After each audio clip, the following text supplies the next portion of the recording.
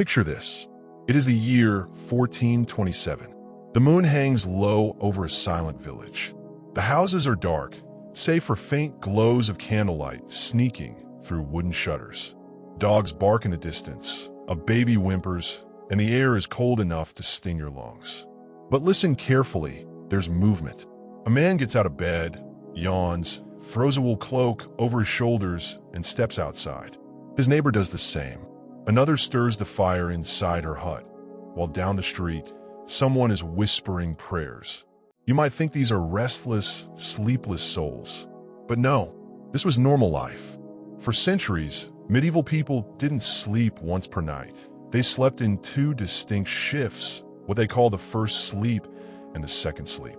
And the story of why they did this and why we forgot will shock you. And remember, the videos and pictures you're seeing here is for extra context and enjoyment, but they're not necessary to follow along.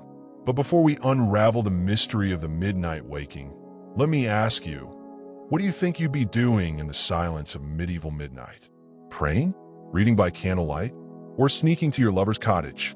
Drop your answer in the comments below. And while you're at it, hit that like button and subscribe so you never miss the hidden histories we bring to life here.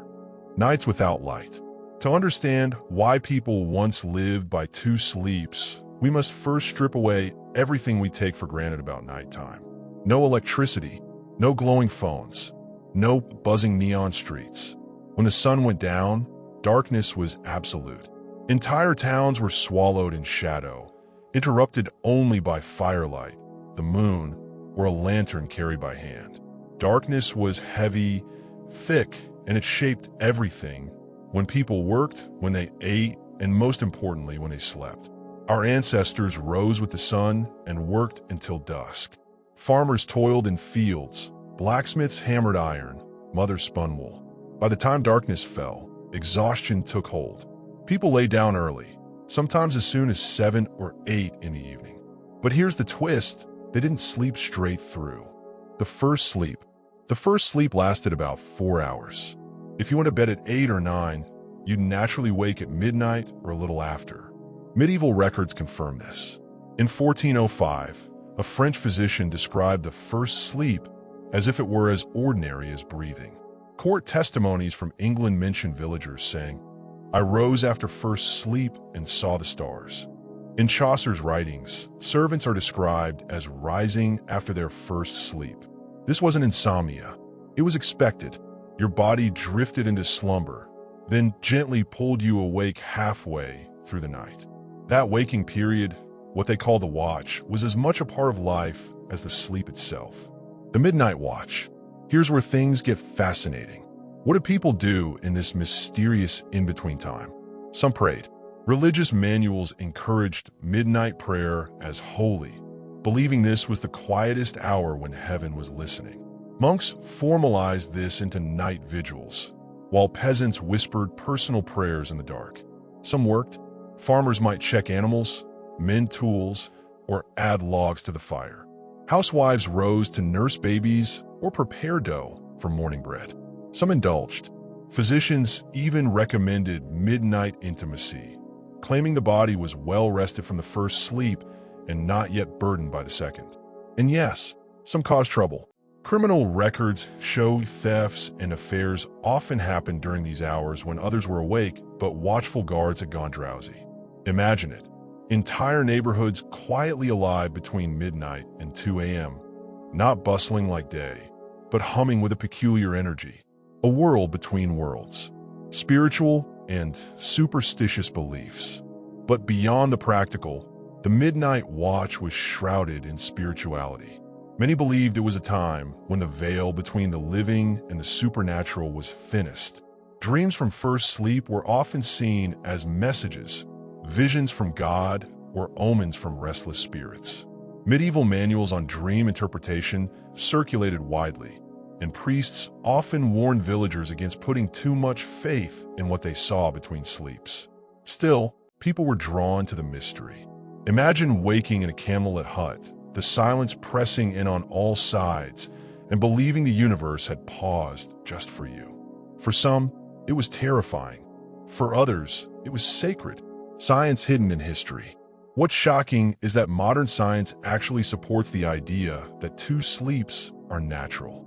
In the 1990s, a researcher named Thomas placed people in a dark environment for 14 hours a day. After a few weeks, their bodies naturally began splitting sleep into two shifts, dozing for 4 hours, waking for 2, then sleeping another 4. No alarms, no schedules, just biology. This suggests that medieval people weren't strange at all. They were simply living in rhythm with their natural circadian cycles, cycles that our electric lights have silenced. A glimpse into midnight life. Let's make this even more vivid. Close your eyes and imagine. A peasant family rises after first sleep. The father quietly steps outside, noticing other neighbors' chimneys smoking in the night. A nobleman writes letters by flickering candlelight, the scratch of quill echoing in the silence. A young couple whispers by the hearth, the children still asleep in their straw beds. In the monastery, bells toll softly as monks chant midnight prayers. The night was alive, not empty, and everyone, rich or poor, was part of this rhythm. And yet, if this was so universal, so natural, why did it vanish? Foreshadowing the disappearance. This is where the story turns, because something happened in history that changed the night forever. With the rise of artificial light, first candles, then lamps, then electricity, the human relationship to darkness was rewritten. By the 18th century, the idea of two sleeps began to fade. By the 20th century, it was almost completely forgotten. But we'll get there soon. For now, remember this. For most of human history, the dead of night wasn't a time of silence and sleep. It was a time of life. If this glimpse into medieval nights has left you wondering about your own restless awakenings, stick around, because I will reveal exactly how daily life after sunset shaped this broken sleep pattern. But before we dive into that, I want to hear from you. Have you ever woken up in the middle of the night and felt strangely alert? Maybe even creative? Could it be your body echoing the habits of your ancestors? Let me know in the comments, hit that like, and don't forget to subscribe, because history will change the way you think about sleep forever. The sun has dipped beyond the horizon. The sky glows a final bruised purple before surrendering to black. One by one, torches are lit along the manor walls. In the village, thin trails of smoke twist upward from cottages where fires are being stoked. Evening has arrived. In our world, evenings are filled with glowing screens, laughter from television sets, and the endless hum of cars. But in the medieval world, when the sun set, life shifted into a rhythm that feels alien to us now.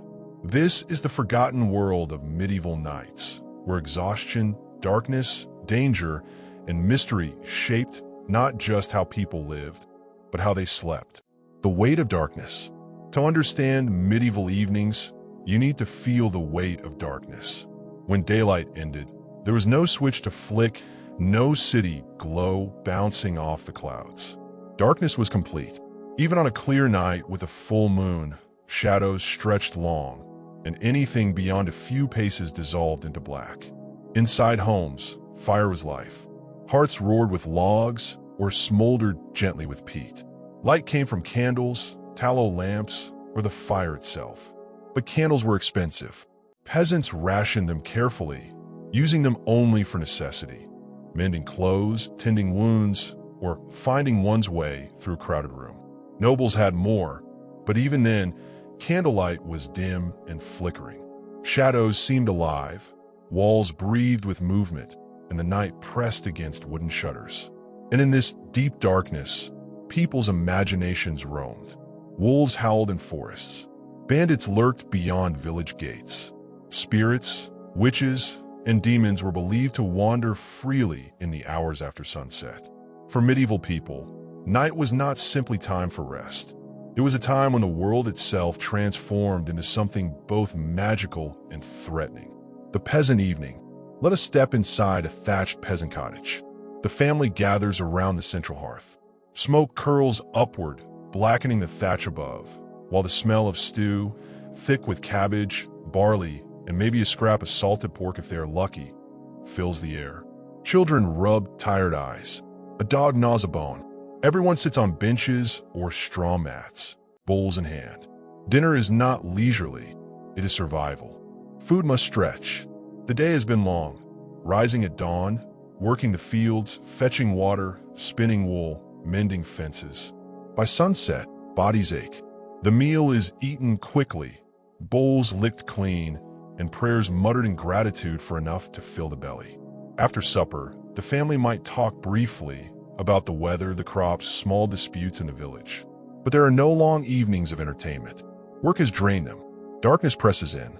Slowly, one by one, they prepare to lie down on straw pallets. Clothes double as blankets. Boots remain by the fire.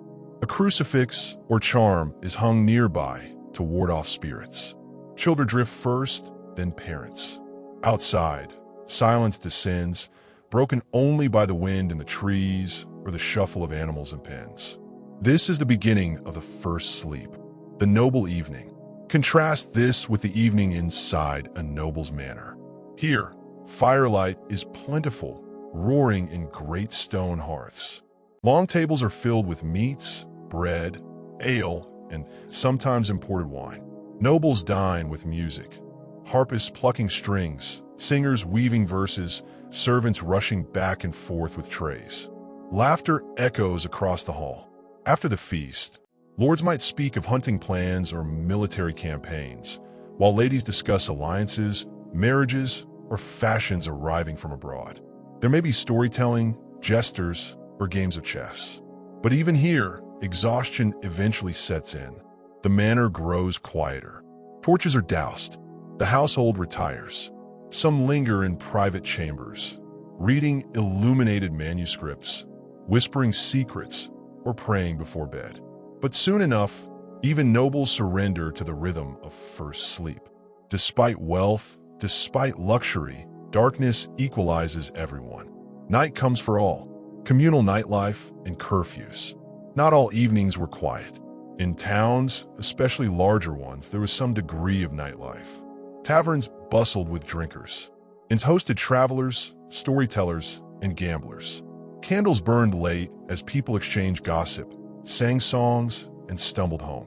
But danger lurked. Cities imposed curfews, and night watchmen patrolled streets. Bells tolled when it was time to extinguish lights. Those caught wandering after curfew risked arrest, robbery, or worse. Darkness belonged to thieves, outlaws, and spirits, or so people believed. And so, while there was some merriment, it was limited, fleeting, and often tinged with unease. Once curfew struck, doors were bolted, locked for check twice, and the rest of the town surrendered to its first round of sleep. Sound of the night. If you want to imagine medieval evenings, listen not just with your ears, but with your mind. The night was loud in its own way. Dogs barked at shadows. Cows and sheep shifted in their pens. Wind howled through unsealed shutters. Wooden beams creaked as homes settled. Sometimes, distant church bells or a watchman's cry punctured the silence. And for those lying in their first sleep, these noises blended into dreams, half real, half imagined. A bang in the dark might be a falling branch, or a demon trying to get inside.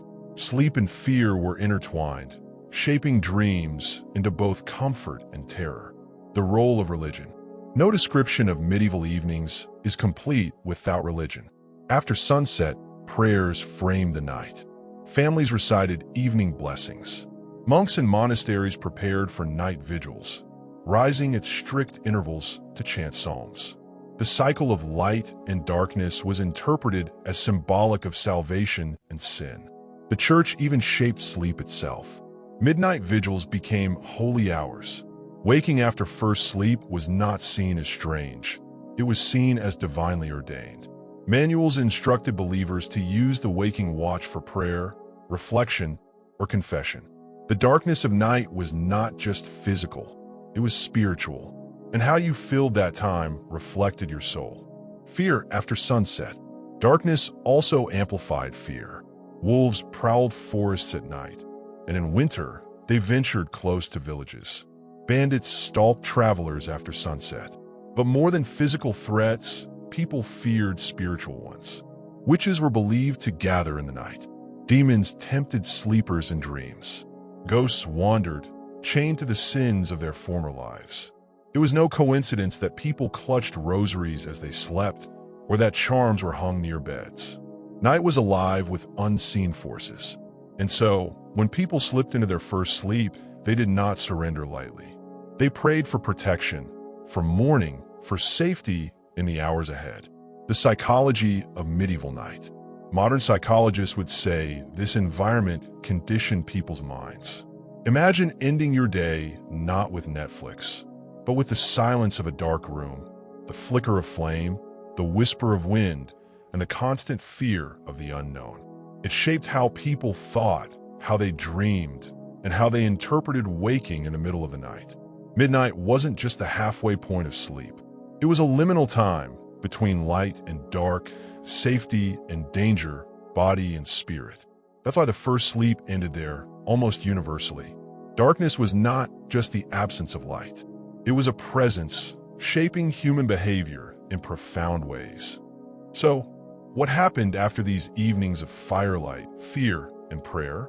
Why did people wake from their first sleep as if pulled by an invisible hand? What drew entire villages into that strange midnight watch? The answer lies in the rhythm of the body itself, in the way medieval evenings primed men and women for a sleep that was never meant to be continuous. And we'll step directly into that first sleep, what it felt like, what it meant, and why it was the cornerstone of a life lived in rhythm with darkness. If this transported you to the smoky, candlelit evenings of the medieval world, then don't let the story end here. Hit like, tap subscribe, and tell me in the comments, what part of medieval night would terrify you most? The silence? The spirits? Or the shadows outside your door? Stick around, because the story is just beginning. Next, we'll enter the mysterious world of the first sleep. Close your eyes for a moment. Imagine you're a medieval villager. You've eaten your evening stew, the fire has died down, and the room smells of smoke, sweat, and straw. You lie beside your family on a rough pallet. The only sound is the crackle of embers and the quiet breath of children already drifting. Within minutes, you feel your body sinking, your eyes closing, and you fall into what they call the first sleep. This wasn't a nap. It wasn't light rest. It was deep, primal, restorative, and it set the stage for a nightly ritual that has almost vanished from human memory. Preparing for first sleep. Unlike our modern rituals of scrolling through phones before bed, medieval preparation for sleep was rooted in survival and faith. Prayer. Families recited evening blessings, asking God to protect them from demons, thieves, and sudden death in the night. Children were taught verses such as, "Now I lay me down to sleep," though in older, harsher forms that begged deliverance from hell. Protection. Charms and amulets hung near beds. Iron nails, herbs, or religious tokens thought to ward off evil spirits. The fire. Before lying down, someone tended the hearth. Embers were banked under ashes to last until morning. Fire was not just warmth, it was defense against both animals and supernatural fears. Space. Peasants crowded into one room, sometimes multiple families sharing a bed. Nobles enjoyed chambers, curtains, and feather mattresses. Yet whether straw or silk, all surrendered to the same darkness. With rituals complete, families lay together, and sleep pulled them quickly under. The descent into first sleep. First sleep was not shallow. It was heavy, thick, almost drug-like. Studies of natural sleep cycles show this is when humans enter slow-wave sleep, the body's most restorative phase. For peasants, exhausted from fieldwork, this came swiftly. For nobles, perhaps slower, dulled by feasts and drink, but it came nonetheless. During first sleep, the body restored itself. Muscles repaired, the immune system strengthened, growth hormones released. This was the body's reset button. And because the day was filled with hard physical labor, first sleep was sacred, even if no one called it that. It was nature's reward for survival. Dreams of first sleep. Dreams were taken seriously. In first sleep, dreams were vivid, often shaped by exhaustion. Medieval manuals of dream interpretation circulated widely, some influenced by ancient texts like those of Artemidorus, others rooted in Christian theology. Dreaming of water might mean fertility or danger, depending on context. Seeing the dead might mean a soul trapped in purgatory, begging prayers. Dreams of flight or falling were omens of spiritual struggle. People awoke from first sleep and often discussed these dreams in the midnight watch. They weren't dismissed as random. They were woven into the fabric of daily decision-making. Should you plant? Should you marry? Should you travel? Dreams might hold the answer. The household in first sleep. Picture the scene. In a cottage, a mother snores softly, a baby clutches her chest. The father shifts, hands still calloused from plowing. Chickens rustle in a corner pen. The dog whimpers, chasing imagined prey in its sleep. In a manor, curtains are drawn around a noble bed. Servants snore on pallets nearby. Outside, guards pace the walls. Horses stamp in the stables, their breath steaming in the cold. In a monastery, monks lie in their cells, habits folded neatly beside them. Bells will wake them soon, but for now, they rest deeply. First sleep united everyone. Across classes, across regions, humans gave themselves to this natural rhythm. The safety and fragility of first sleep. But safety was never guaranteed. Fire could spark and consume a wooden cottage. Raiders could burst in. Wolves could claw at doors. Sudden death in sleep was feared. That's why prayers before bed were desperate, sometimes grim. Protect us from sudden death, Lord. An illness often revealed itself in the night. Fever spiked after sunset. A child's cough might worsen by midnight. First sleep was heavy, but it was never certain. Families feared not just what lurked outside, but what might stir within. Cultural importance.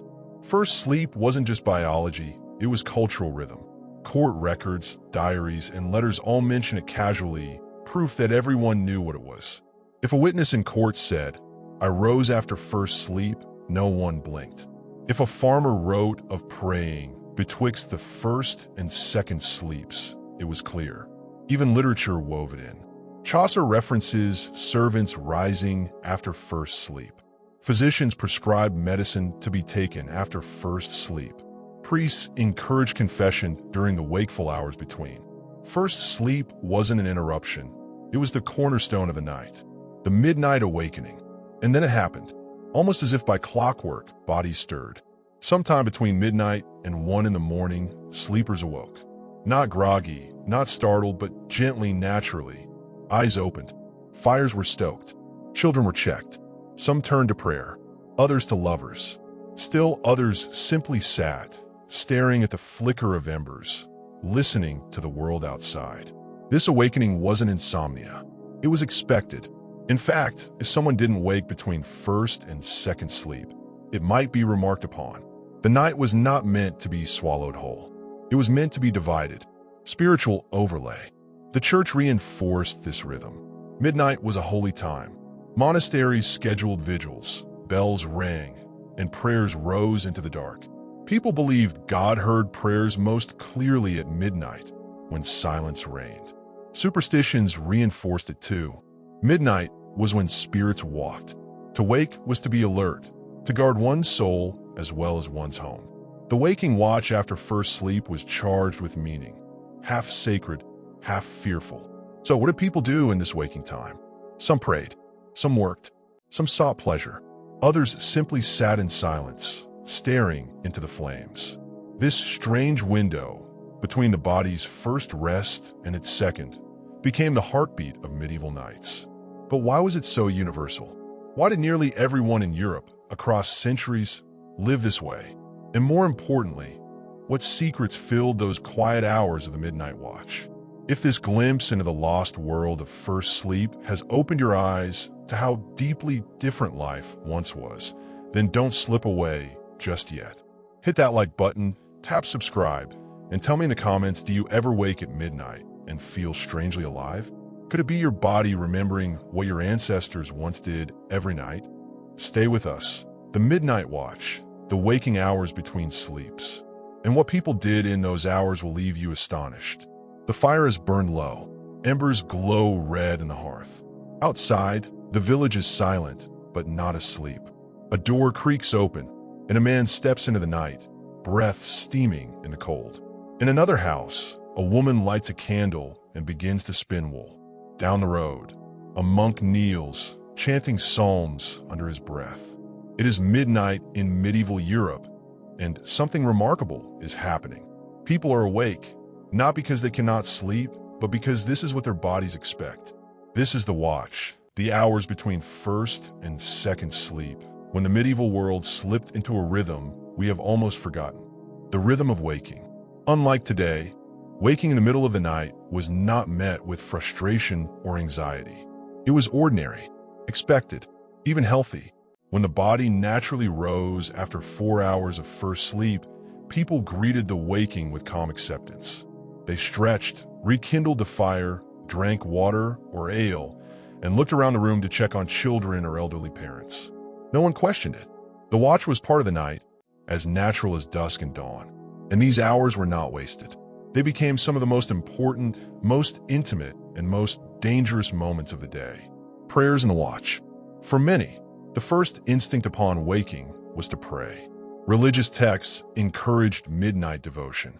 Monasteries scheduled vigils at this exact time, believing darkness stripped away distraction, leaving only the soul before God. Even lay people, farmers, bakers, mothers saw this as sacred. Families might kneel together by the fire, whispering the Lord's Prayer. Why midnight? Because it was believed to be the hour when heaven leaned close. The world was quiet, the body rested, and the mind sharpened. It was a moment when spiritual truths could be heard most clearly. Yet prayer wasn't always solemn. Some prayed against fear, asking protection from witches, spirits, or the devil himself, who was believed to prowl especially after dark. Household chores and quiet work. But not every midnight activity was holy. Many turned to work. A peasant might mend a broken harness or sharpen tools by candlelight. Women often rose to nurse babies, spin wool, or prepare dough for morning bread. Farmers checked animals, ensuring wolves or thieves hadn't disturbed them. In households where every minute of daylight was consumed with labor, the watch offered rare, quiet hours to complete tasks without distraction. In a sense, it was the medieval version of staying up late to get things done. Only it came not from caffeine or insomnia, but from the body's natural clock. Intimacy and the midnight hours. One of the most fascinating aspects of the watch was intimacy. Medical texts of the time even recommended couples come together after waking from first sleep. Physicians argued that the body was rested, alert, and fertile. Church officials were aware of this habit, sometimes condemning it, sometimes tolerating it, but everyone knew midnight was a time when passion quietly unfolded in homes across Europe. Think about that. What we see as an interruption of sleep, they saw as opportunity, a natural window for love, conversation, and bonding. For many marriages, these hours were not merely functional. They were essential. Social visits and neighbors. In some communities, people even visited one another during the watch. Records mention neighbors sharing a drink or conversation, especially in villages where houses were close together. Imagine slipping outside, torch in hand, knocking softly on a neighbor's door, and sitting by the fire talking until the second sleep called. These are not wild parties. They were quiet, intimate exchanges, stories told, gossip shared, sometimes business discussed. Midnight blurred the line between private and communal life. The night watch belonged to everyone. The darker side, crime and fear. But the watch was not always safe. Criminal records show thefts, assaults, even murders occurring in these hours. With some awake and others not, villages were vulnerable. Burglars crept into homes. Enemies settled grudges.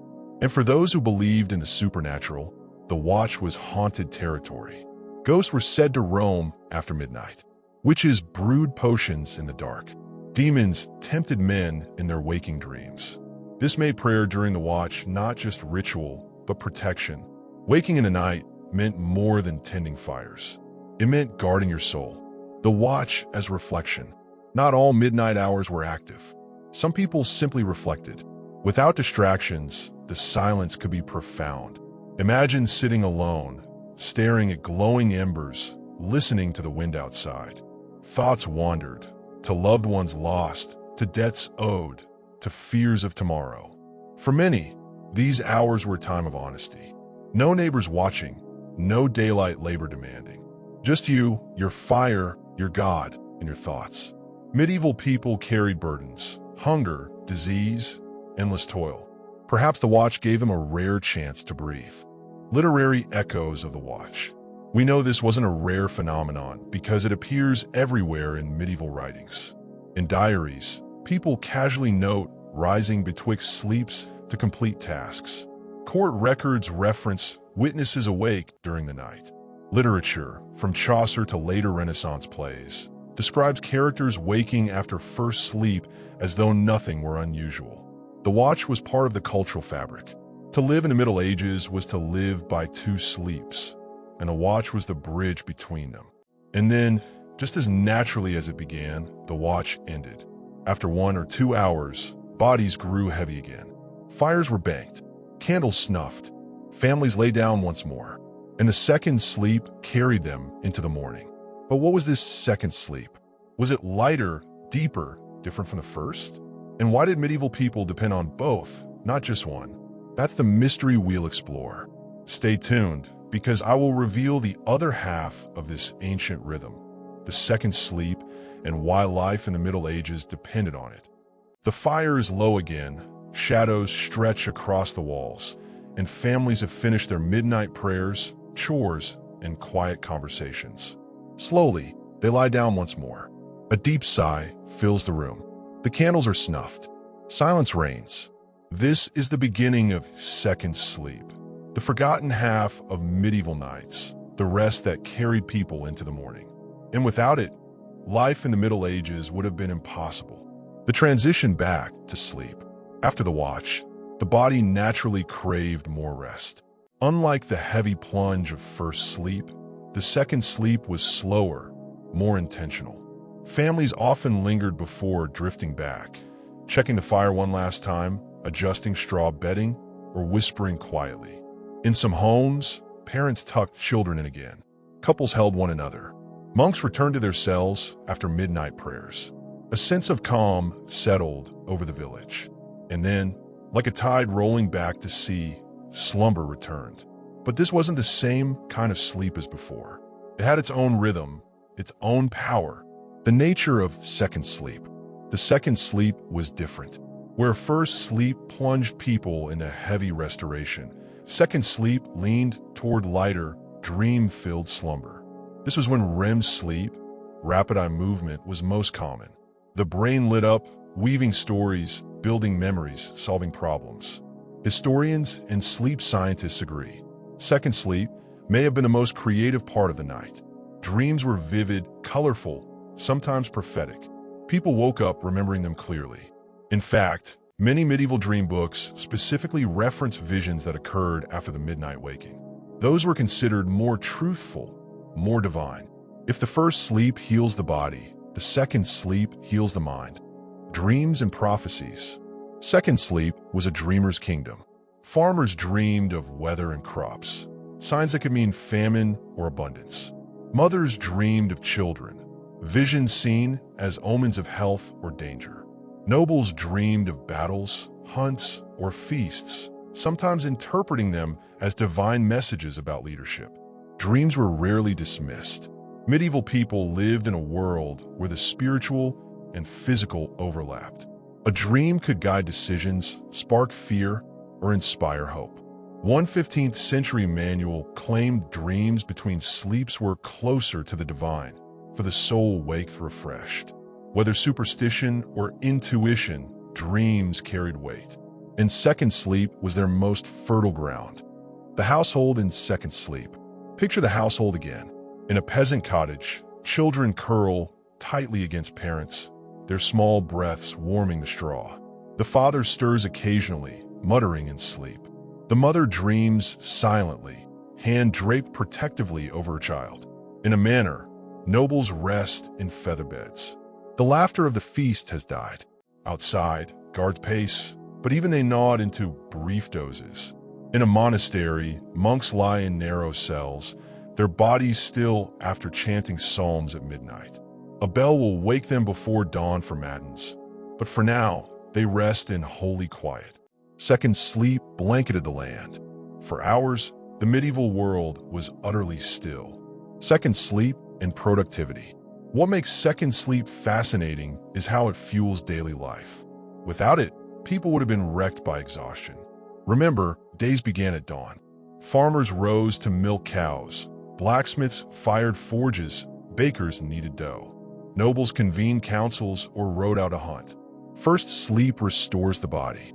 Second sleep topped up the reserves, giving people clarity, energy, and endurance. Together, they created an 8 to 9 hour cycle, just split in two. In fact, some historians argue this segmented system may have been healthier than our continuous 8-hour block. It aligned with natural circadian rhythms, and it gave people a chance to engage socially and spiritually during the watch. Life was not wasted, it was optimized. The spiritual overlay. For many, second sleep was more than physical rest. It was spiritual renewal. The midnight prayers of the watch were believed to sanctify the second sleep. Entering it after prayer was considered safer, holier. People believed angels guarded sleepers who returned to bed in peace. Second sleep also symbolized resurrection. First sleep was like death, heavy, unconscious. The waking watch represented judgment, and the second sleep symbolized rising again, preparing for the dawn of new life. The rhythm of the night mirrored the rhythm of Christian theology. This is why priests rarely condemned broken sleep. To them, it echoed divine order. Seasonal changes. Second sleep wasn't always the same length. In winter, nights were long, stretching 14 to 16 hours in Northern Europe. First sleep, the watch, and second sleep all expanded. Families often slept more in winter, conserving energy when crops lay dormant. In summer, the second sleep was shorter. Farmers rose earlier to catch daylight. Sometimes the watch bled almost directly into dawn, and the second sleep lasted only 2 or 3 hours. The cycle was flexible, adapting to the seasons. But no matter how long, the pattern of 2 sleeps endured. The psychology of second sleep. Modern psychologists believe second sleep played a key role in medieval mental health. The waking period between sleep allowed people to process stress. The second sleep then offered closure, lighter, dream-filled rest that consolidated memory. Think about how often we wake at night anxious, unable to return to sleep. Medieval people didn't panic. They expected it. They used it. By the time they entered a second sleep, their minds were calmer. They woke at dawn refreshed, not restless. It raises an uncomfortable question. Have we lost a healthier way of sleeping by forcing ourselves into one block? Second sleep into dawn. As dawn crept across the horizon, second sleep ended naturally. Birds called, roosters crowed, church bells rang. Families stirred once more, not from alarm clocks, but from the rhythm of nature. The world awoke renewed. Fires were lit, bread was baked, fields were tended. Second sleep had carried them safely into another day. But what ended this ancient rhythm? If 2 sleeps were so natural, so widespread, why did the world abandon them? The answer lies in something powerful enough to change human biology itself: the conquest of darkness by artificial light. If this deep dive into the forgotten world of second sleep opens your eyes, then pause before you drift into your own rest tonight. Hit like, tap subscribe, and tell me in the comments, do you think life would be better if we returned to 2 sleeps? Imagine you are sealed in a room with no clocks, no phones, no windows, just darkness that lasts 14 hours every day. What would happen to your sleep? Would you sleep more? Less? Or would your body reveal a rhythm buried deep in human history? When scientists tried this experiment in the 1990s, the results stunned them. People began sleeping in 2 distinct shifts, just like medieval men and women had done for centuries. The truth was undeniable. 2 sleeps are not just history. They are biology, the hidden clock within us. To understand segmented sleep, we must understand the body's hidden clock, the circadian rhythm. Every human has a 24-hour cycle wired into the brain, governed by a cluster of neurons in the hypothalamus called the suprachiasmatic nucleus. This tiny region responds to light and darkness, regulating hormones, temperature, and energy. When daylight fades, the brain releases melatonin, preparing the body for rest.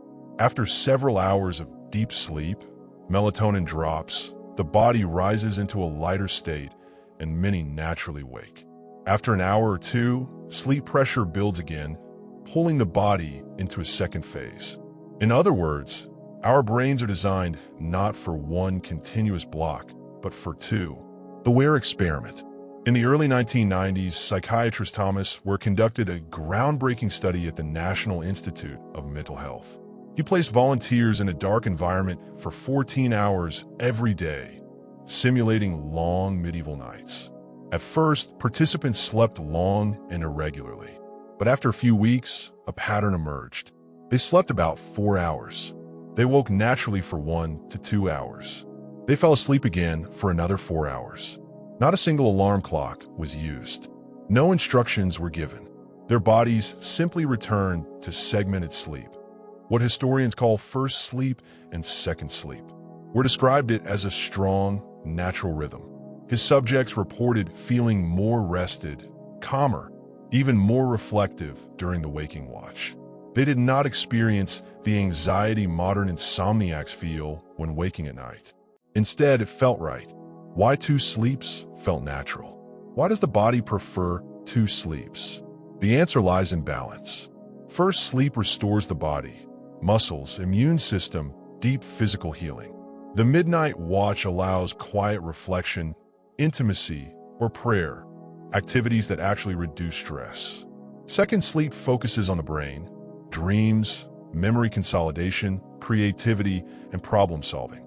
Together, this rhythm maximizes human survival. In pre-industrial societies, it made sense. People needed both physical endurance and mental clarity. The split allowed both to flourish. The role of darkness. But here is the catch. This rhythm only emerges in darkness. In medieval Europe, nights were long and dark. After sunset, homes relied on weak candlelight or the hearth. The body's circadian clock was not confused. It recognized darkness means sleep. Today, we flood our nights with artificial light, bulbs, screens, neon signs. The brain mistakes it for daylight, suppressing melatonin. The natural break between sleep disappears. Instead of waking calmly at midnight, we push through with fitful, shallow rest. Artificial light has rewritten human biology in less than 2 centuries. Modern insomnia, an echo of the past. Think about the last time you woke at 2 a.m., restless, unable to fall back asleep. You tossed, turned, stared at your phone. You told yourself something was wrong, but maybe it wasn't. Historians and scientists now believe many cases of insomnia are not dysfunctions, but echoes of segmented sleep. Your body may simply be trying to follow the ancient pattern. The anxiety comes not from the waking itself, but from our modern expectation that sleep must be continuous. Dreams between sleeps. Science also explains why dreams between first and second sleep felt different. During the first half of the night, slow-wave sleep dominates. Dreams exist, but they are hazy. After the midnight watch, REM sleep takes over. Dreams become vivid, emotional, and memorable. This explains why medieval people trusted second sleep dreams more. They were sharper, stranger, and often prophetic. Science shows they were not wrong. Those dreams were indeed different, born from a distinct neurological state. The benefits of segmented sleep. Modern researchers who have experimented with 2 sleeps report fascinating benefits. Less anxiety. The watch provides time for meditation, prayer, or quiet thought. Enhanced creativity. Many writers and artists find inspiration in the midnight hours. Better memory. The break helps the brain process information in 2 ways. Improved fertility. Historical physicians weren't far off. Hormonal peaks at midnight make intimacy more effective. Far from being inefficient, segmented sleep may have been a human superpower. The collapse of 2 sleeps. So, if two sleeps were natural, why did they vanish? The answer is light. In the 17th century, cities began installing street lamps. Nights grew shorter. The Industrial Revolution demanded rigid schedules. Workers needed to rise at dawn and sleep continuously. Gas lamps, and later electricity, extended evenings into entertainment. By the 20th century, the idea of first sleep sounded strange, even primitive. The cultural memory faded. By the time scientists rediscovered segmented sleep, most people had never heard of it. Could it return?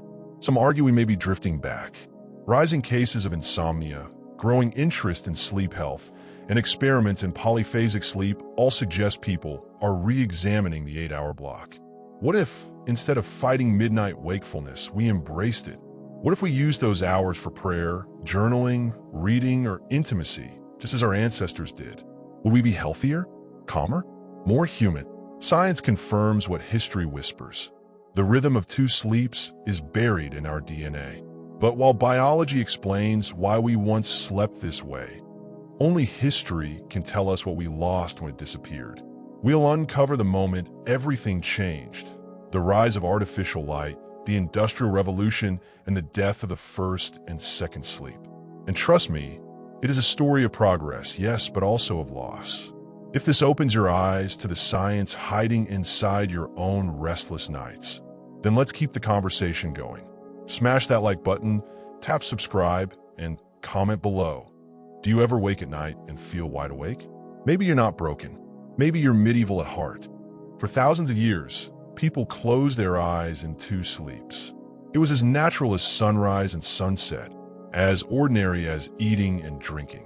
But then, almost suddenly in the sweep of history, it disappeared. Why? Because humanity did something unthinkable. We conquered the night.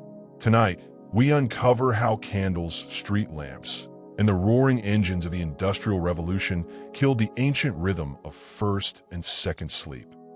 The flicker of change. It began quietly. In medieval villages, darkness ruled.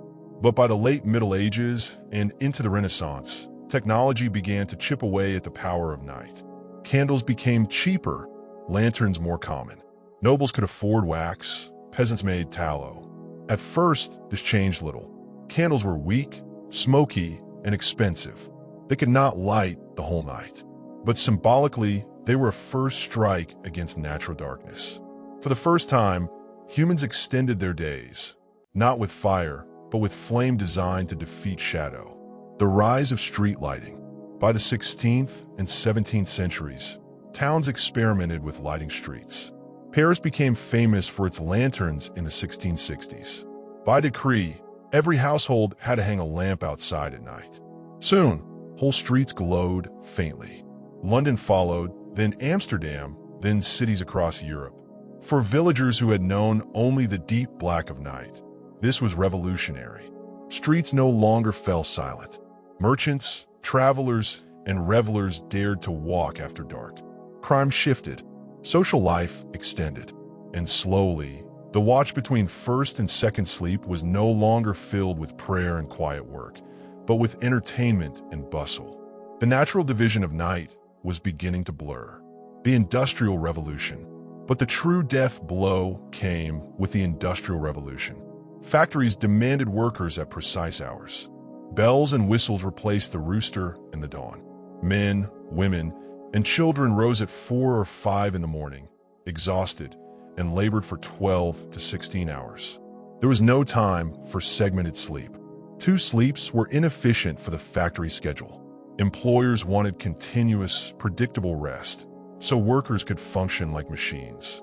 And so cultural expectations shifted. Families forced themselves to adapt to one block of rest, however unnatural. Children grew up without first sleep. Within a few generations, the memory of two sleeps was fading. The glow of gaslight. Meanwhile, gaslight transformed evenings. By the early 1800s, entire city streets blazed with lamps. Theaters, taverns, and concert halls flourished.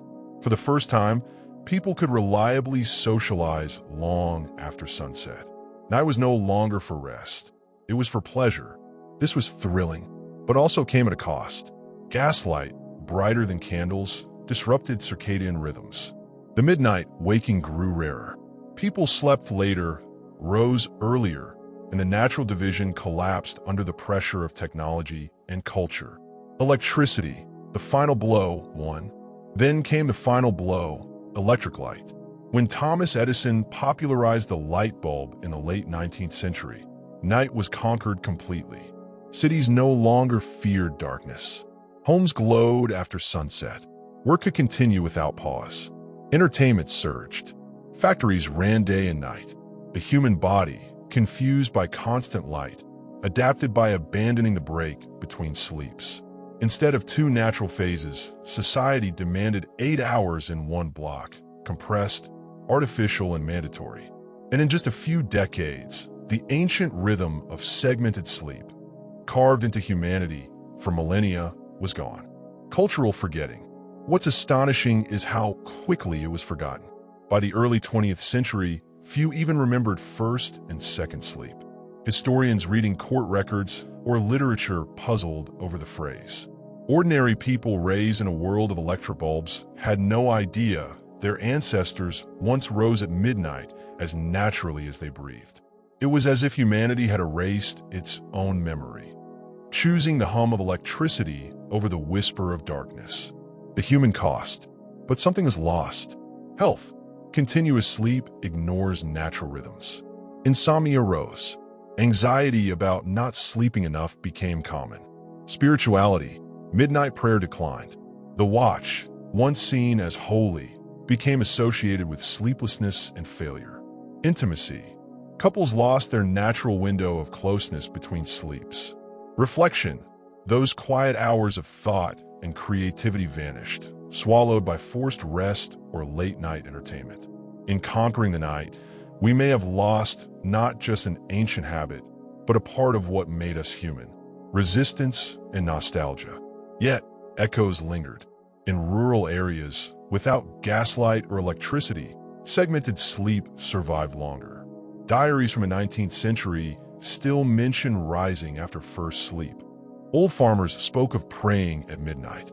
Writers like Charles Dickens referenced people waking naturally in the small hours. But in cities where progress moved fastest, the rhythm was gone. By 1900, the idea of two sleeps sounded quaint, even bizarre. Humanity has chosen light over darkness, industry over biology. So what does this mean for us? We live in a world where night is never truly dark, where sleep is packaged into a rigid 8-hour block, and where waking at midnight is seen as a disorder. But maybe, just maybe, our ancestors weren't wrong. Maybe we are. We'll uncover the spiritual side of segmented sleep, the prayers, visions, and beliefs that filled the midnight hours. And what you'll discover may change how you think about your own restless nights. If this revealed to you how modern life erased an ancient rhythm, let me know what you think. Would you trade electricity and nightlife to recover first and second sleep? Comment below. Midnight. The fire glows faint in the hearth. The world is silent. Yet to medieval eyes, this is no ordinary silence. It is a sacred pause, a moment when heaven and earth draw close, when angels listen, and when demons prowl. To wake between sleeps was not just a biological rhythm. It was a spiritual calling. Tonight, we step into the otherworldly side of segmented sleep, and what we find there is both holy and terrifying. The midnight hour as sacred. In medieval Christian belief, the night was more than a backdrop for rest. It was a stage for salvation. Midnight, especially, carried immense weight. Monks rose for vigils. Night prayers were psalms echoed in stone halls, voices lifting into the darkness. Priests encouraged lay people to use the watch for private devotion, whispering prayers as families huddled by their fires. Manuals of piety describe the hours between first and second sleep as a time when God was closest, when prayers were sharper, clearer, and more powerful. It was not an inconvenience to wake at midnight. It was destiny. Waking meant you had been granted a window to speak with the divine. The role of monastic life. Nowhere was this rhythm more formalized than in monasteries. The liturgy of the hours divided the day and night into cycles of prayer. At midnight or shortly after, bells tolled for matins. Picture it. Monks rising from narrow beds, pulling on habits, filing silently into a cold chapel lit by flickering candles. They chanted psalms, read scripture, and offered intercession for the world. When their vigil ended, they returned to sleep until dawn prayers. For monks, segmented sleep wasn't just natural, it was institutionalized, woven into spiritual discipline. The rhythm of two sleeps became the rhythm of holiness. Dreams as divine messages. Waking between sleeps also gives time to ponder dreams. And in the Middle Ages, dreams were no idle fancy. They were doorways.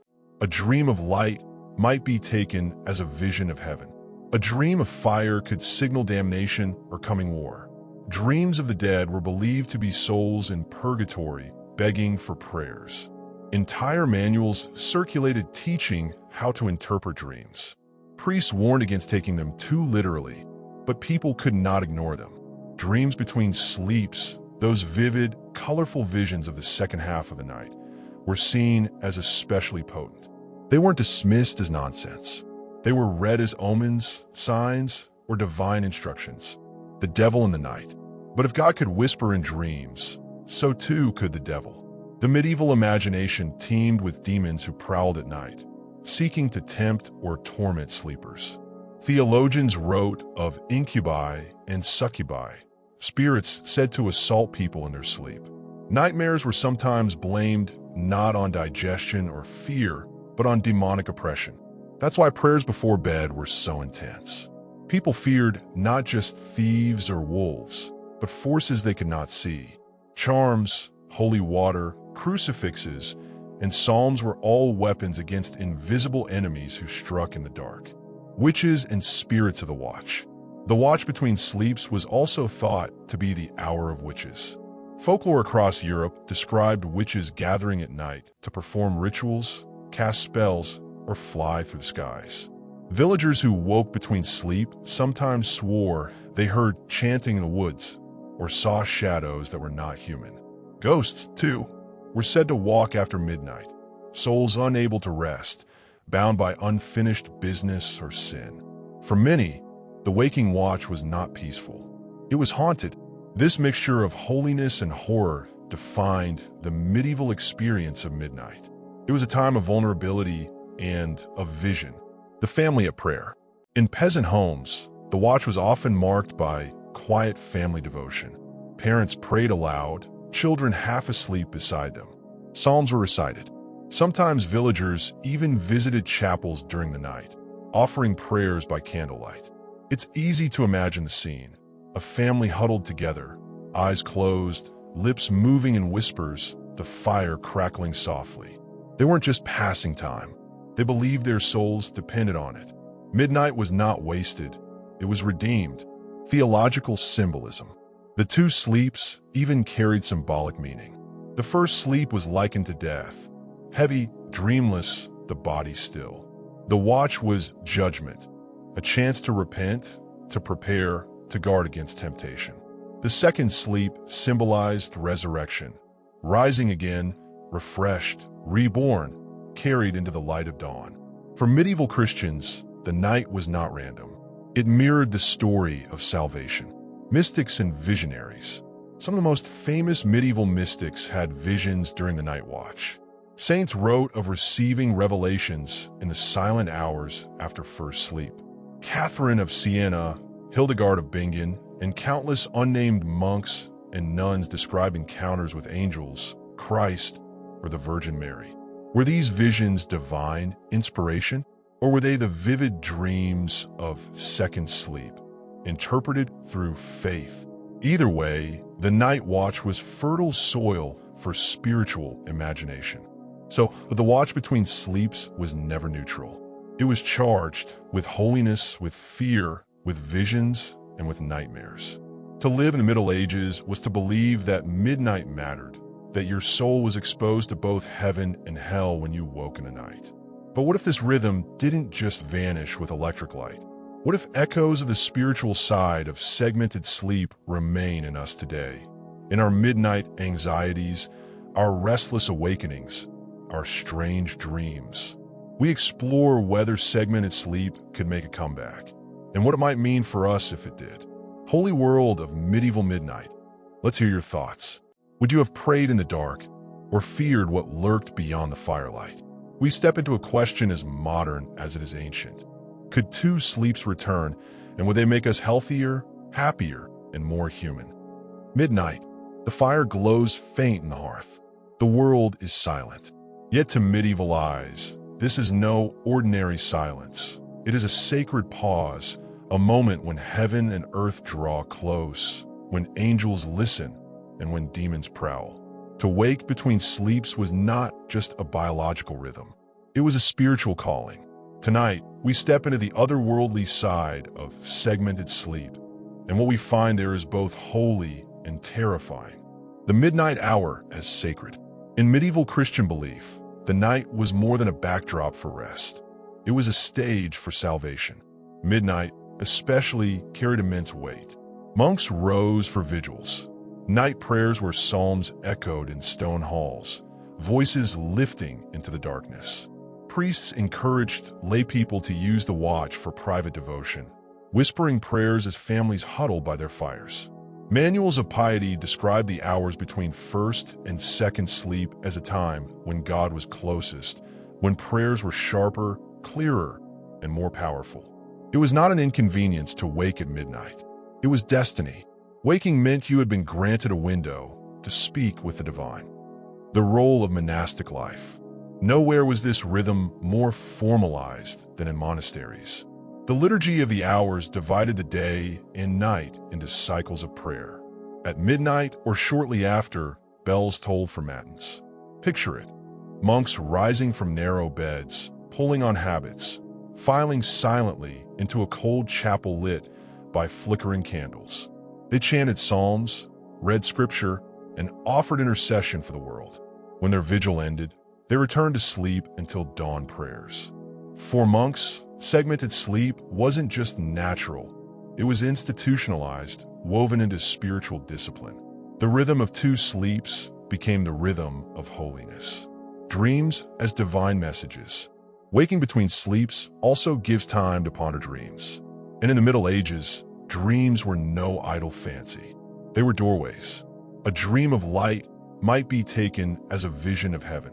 A dream of fire could signal damnation or coming war. Dreams of the dead were believed to be souls in purgatory, begging for prayers. Entire manuals circulated teaching how to interpret dreams.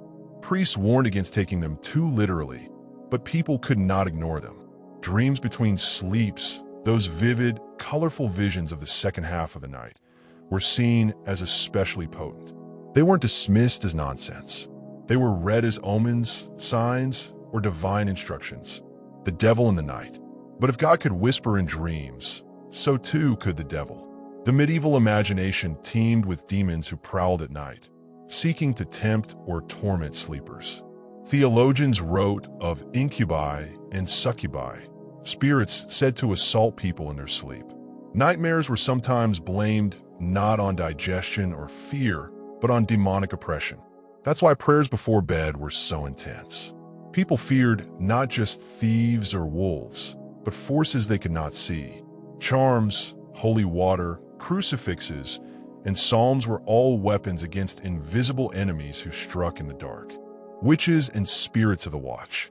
The watch between sleeps was also thought to be the hour of witches. Folklore across Europe described witches gathering at night to perform rituals, cast spells, or fly through the skies. Villagers who woke between sleep sometimes swore they heard chanting in the woods or saw shadows that were not human. Ghosts, too, were said to walk after midnight, souls unable to rest, bound by unfinished business or sin. For many, the waking watch was not peaceful. It was haunted. This mixture of holiness and horror defined the medieval experience of midnight. It was a time of vulnerability and of vision. The family at prayer. In peasant homes, the watch was often marked by quiet family devotion. Parents prayed aloud, children half asleep beside them. Psalms were recited. Sometimes villagers even visited chapels during the night, offering prayers by candlelight. It's easy to imagine the scene: a family huddled together, eyes closed, lips moving in whispers, the fire crackling softly. They weren't just passing time. They believed their souls depended on it. Midnight was not wasted. It was redeemed. Theological symbolism. The two sleeps even carried symbolic meaning. The first sleep was likened to death. Heavy, dreamless, the body still. The watch was judgment, a chance to repent, to prepare, to guard against temptation. The second sleep symbolized resurrection, rising again, refreshed, reborn, carried into the light of dawn. For medieval Christians, the night was not random. It mirrored the story of salvation. Mystics and visionaries. Some of the most famous medieval mystics had visions during the night watch. Saints wrote of receiving revelations in the silent hours after first sleep. Catherine of Siena, Hildegard of Bingen, and countless unnamed monks and nuns describe encounters with angels, Christ, or the Virgin Mary. Were these visions divine inspiration, or were they the vivid dreams of second sleep, interpreted through faith? Either way, the night watch was fertile soil for spiritual imagination. So, the watch between sleeps was never neutral. It was charged with holiness, with fear, with visions, and with nightmares. To live in the Middle Ages was to believe that midnight mattered, that your soul was exposed to both heaven and hell when you woke in the night. But what if this rhythm didn't just vanish with electric light? What if echoes of the spiritual side of segmented sleep remain in us today? In our midnight anxieties, our restless awakenings, our strange dreams. We explore whether segmented sleep could make a comeback, and what it might mean for us if it did. Holy world of medieval midnight, let's hear your thoughts. Would you have prayed in the dark, or feared what lurked beyond the firelight? We step into a question as modern as it is ancient. Could two sleeps return, and would they make us healthier, happier, and more human? Here's a question. What if your midnight restlessness isn't a disorder at all?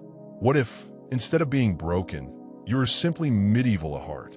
For centuries, two sleeps were the most natural thing in the world, until light, industry, and modern schedules erased them. But now, researchers and restless souls are asking, could segmented sleep make a comeback? And if it did, would it make us healthier, calmer, and more human? The modern crisis of sleep. We live in what scientists call a sleep crisis. Nearly 1 in 3 adults report insomnia symptoms. Millions lie awake at 2 a.m., panicking about work or life. Sleep aids, white noise machines, and blue light glasses are billion-dollar industries. But here's the irony. Maybe the problem isn't us. Maybe it's our expectation. We think waking at night is a failure. Medieval people thought it was normal. Instead of fighting it, they used it praying, working, making love, reflecting. Could our crisis be nothing more than our ancient rhythm trying to resurface? Experiments in segmented sleep. Modern experiments suggest it can work. Some people have deliberately returned to the two-sleep cycle, sleeping from about 9 p.m. to 1 a.m., waking for an hour or two, then sleeping again until dawn. Others adjust to modern schedules by splitting at different times, taking a shorter evening sleep and a second rest in early morning. Participants often report feeling more rested because each phase fulfills a different biological need. More creative because midnight wakefulness sparks reflection and problem solving. Less anxious because waking at night is no longer failure. It is part of the plan. The science of why it works. We know now why it feels so natural. First, sleep restores the body, immune system, and physical energy. The watch lowers stress, allows meditation or deep conversation. Second, sleep consolidates memory, fuels creativity, and produces vivid dreams. Together, this cycle may actually beat the single 8-hour block we enforce today. Instead of fighting biology, it works with it. Who would benefit today? If two sleeps returned, who would thrive? Writers, artists, and thinkers might find inspiration in the midnight hours, just as medieval mystics and poets did. Couples could rediscover intimacy at a natural time of wakefulness. Spiritual seekers might embrace midnight as a sacred hour, free from distraction. People with insomnia might find relief by reframing their midnight waking as normal, not failure. Segmented sleep wouldn't just be a return to the past. It could be medicine for our present. The challenges of modern life. But here's the obstacle. Our world isn't built for two sleeps anymore. Work schedules demand early rising and continuous rest. Schools start at rigid times, punishing late mornings. Electric light and screens push our bedtimes later. Global time zones mean business never stops. In a world that prizes productivity, stopping at midnight for prayer or reflection seems impossible. Yet some are carving out ways to adapt. Modern polyphasic sleep. In fact, some communities are already experimenting with multiple sleeps, known as polyphasic sleep. Tech workers take shorter naps spread across the day and night to maximize output. Some cultures still preserve segmented patterns. Siestas in Spain, biphasic rest in parts of Africa and Latin America. Even soldiers and sailors adopt split sleep schedules during long watches. The body adapts more easily than we think. Segmented sleep isn't dead. It just hides in corners of our world where survival still demands it. Stories of modern revival. Consider the testimonies of modern sleepers who experiment with the two-phase model. A writer in London found her best work came during midnight hours, when she deliberately rose between sleeps to write. A father in Canada restructured his routine. 4 hours with his family in the evening, a first sleep, then time alone at night for reading and reflection, followed by a second sleep before work. He claimed it gave him both peace and productivity. Online communities now share tips for biphasic sleep, showing that in a restless world, people are rediscovering the rhythm their ancestors once knew. The spiritual longing. And maybe it's not just biology. Maybe it's spiritual. In a world buzzing with noise and distraction, the idea of a quiet midnight watch is alluring. Imagine, no phone notifications, no emails, no social obligations. Just silence, stars, and the space to think, pray, or dream. Is it any wonder some feel drawn back to the medieval rhythm? It isn't just about rest, it's about reclaiming something sacred we lost. Could society ever return? But here's the question. Could we ever return fully? Could schools, jobs, and cities adapt to segmented sleep? Perhaps not, but individuals could. Families could. Small communities could. The choice is not global, it's personal.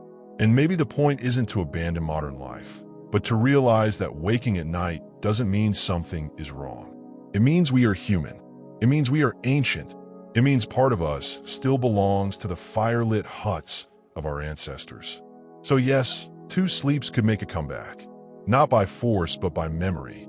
By realizing that insomnia may not be an illness. By choosing silence at midnight over screens. By embracing what our ancestors knew. But before we decide whether to reclaim this lost rhythm, we must ask, what do we truly lose when it vanished? Was it just a sleep pattern, or was it a window into human identity itself? That is the question we face in our final history documentary. If this made you wonder whether you dare try segmented sleep, let us know in the comments. Would you wake at midnight to pray, to write, or to simply sit in silence? Hit like, tap subscribe, and share this video with someone who has ever called themselves an insomniac. We conclude our journey, the forgotten rhythm of humanity, a final reflection on what first and second sleep meant, and what they still whisper to us today. The forgotten rhythm of humanity. Imagine standing on a dark hillside in the 14th century. The stars blaze above you. Below, cottages glow faintly with firelight. You know that inside, families lie in their first sleep. Soon they will rise, pray, whisper, love, or simply sit in silence. Then they will return to their second sleep, ready to meet the dawn. This was life for centuries. And yet, today, we have almost no memory of it. Tonight, in our final chapter, we ask, what does this forgotten rhythm of humanity mean for us now? The arc of the story. For 10 chapters, we've walked through the world of segmented sleep. We've entered medieval huts and noble manors, listened to prayers of monks, studied the science of circadian rhythms, and traced the fall of first sleep through gaslight and electricity. We've asked whether two sleeps could make a comeback. But to end the story, we must go deeper. We must ask what it tells us about who we are, not just as sleepers, but as people. Sleep as a mirror of humanity. Sleep is more than biology. It is culture, spirit, and survival. In the Middle Ages, two sleeps reflected a life of labor, prayer, and community. In the Renaissance, it reflected curiosity, people reading, writing, and debating by candlelight in the watch. In the Industrial Age, its collapse reflected a new obsession with machines, schedules, and profit. In the modern age, our struggle with insomnia reflects anxiety, overstimulation, and loss of rhythm. The story of two sleeps is the story of humanity. How we live, what we value, what we fear, and what we sacrifice. The loss of silence. One of the greatest losses with the end of segmented sleep was silence. In the medieval watch, silence was alive. It was thick, powerful, and respected. People prayed in it. Couples whispered in it. Thinkers reflected in it. Today, silence is rare.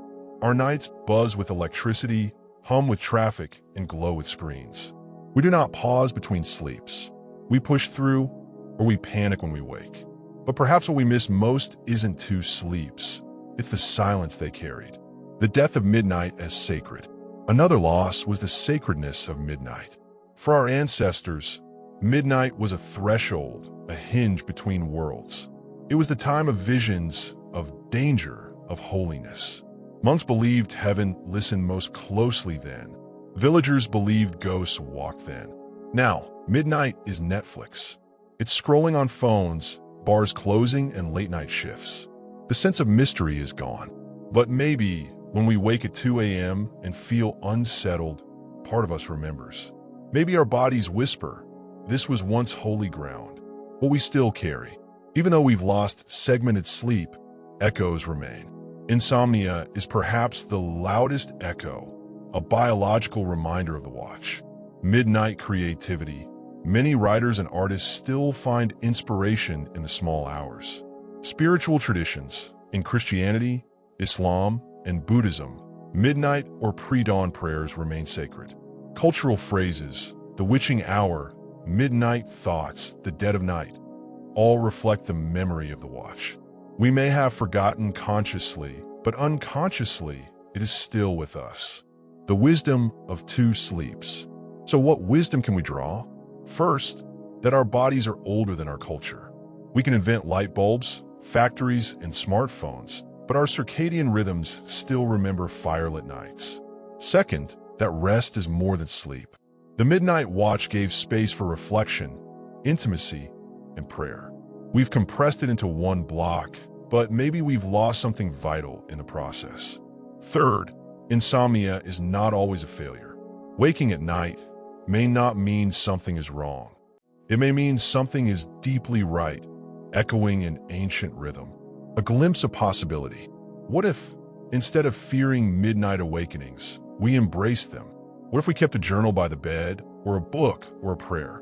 What if we let the silence become a gift, not a burden? We don't need to abandon modern life to rediscover two sleeps.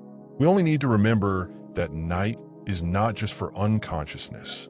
It is for thought, for wonder, for humanity. The human story in the firelight. Let's return to the image of the fire. A peasant wakes, stirs the embers, whispers a prayer. A noble writes a letter, candlelight flickering on parchment. A monk chants softly, his voice echoing in a stone chapel. A mother soothes her child, while a father gazes into the night sky. This was humanity's rhythm for centuries. Not broken, not inefficient, simply human. And though we've buried it under wires, neon, and alarms, the memory is still there, waiting. The forgotten rhythm of humanity. In the end, the story of first and second sleep isn't just about rest. It's about balance. Between body and spirit. Between silence and sound. Between labor and love. We lost that balance when we conquered the night. But we can remember it. not by rejecting modern life, but by embracing the truth our ancestors lived. That night is not absence. Night is presence. It holds room for both sleep and waking, for mystery and renewal.